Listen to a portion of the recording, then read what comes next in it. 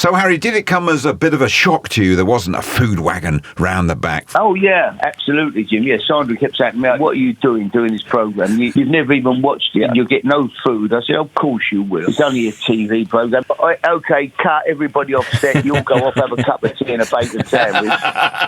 But no, she was right. There was no food. It was everything you see on TV and worse. Actually winning that thing was a huge springboard in your life, wasn't it? Yeah, it did. I mean, at the time, Jim, I'll be truthful. I wasn't looking to go into do anything else. I was really looking to play golf every day and have a bit of racing. But yeah, suddenly I found myself busier than ever. And people quite like you, Harry, didn't they, on the back of what you did in the jungle? Yeah, they seem to. As I say, you don't have a clue. I thought the voting started after the first day you were in there, but it didn't. I thought I'd be out there after a day or two and have a bit of a holiday in Australia with my missus. But that never I was in there to the end.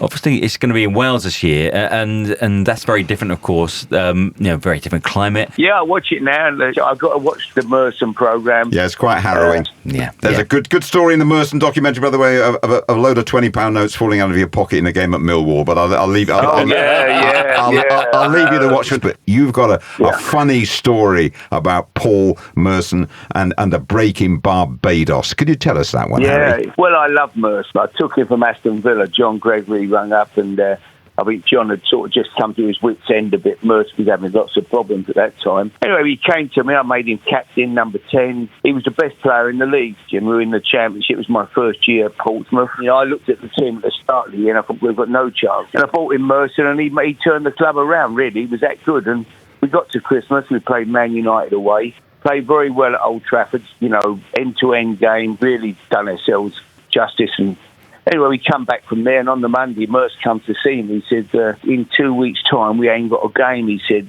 so we've got a fortnight break. We won't have a game on that Saturday. He said, I've got a few problems. I said, what's the matter, Merce? He said, I've been gambling a lot, and drinking a lot. And he said, I need some help. He said, can I go to Tony Adams' clinic? He said, only they help me there and they sort my problems out for me. I said, yeah, no problem, Merce. Anyway, I get a phone call about 4 days later from a mate of mine in Barbados. Hello, he said, I've just been seeing one of your mates. He said, one of your players on the beach. He said, one of my players? I said, yeah, who's that?